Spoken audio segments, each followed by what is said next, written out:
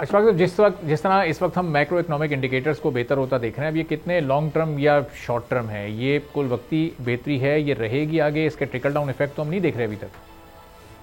देखिए, macro economic indicator में आपने जो जो चीजें बताई होंगी, मुझे जो लग रहा है वो आप ये समझ रहे हैं कि आपका इन्फ्लेशन ठीक हो रहा है।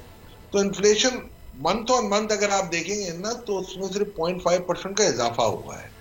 अब ये इस वजह से कमी आई है।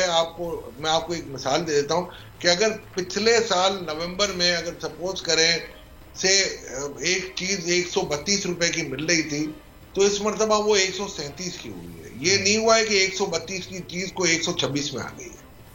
तो कहने का मकसद ये है कि ये डिनोमिनेटर और न्यूमरेटर का गेम है, और ये न्यूमरेटर और डिनोमिनेटर अगर आप देखेंगे, अगले साल आपको थोड़ी सी महंगाई में इजाफा भी मिल सकता है। ये उस वक्त कंट्रोल होगी जब आप अपने करेंसी पैरिटी को कंट्रोल करेंगे, आप अपने करंट अकाउंट डेफिसिट को कंट्रोल करेंगे, आप अपनी सप्लाई चेन को ठीक रखेंगे, और इंटरनेशनल मार्केट में कमोडिटी की प्राइस अगर कम रही तो आपको प्रॉब्लम नहीं आएगा।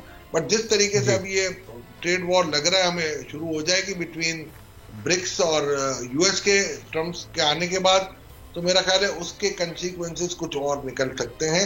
It is too early to predict. जी, सब्सक्राइब करें और बेल दबाएं ताकि कोई खबर रह न जाए।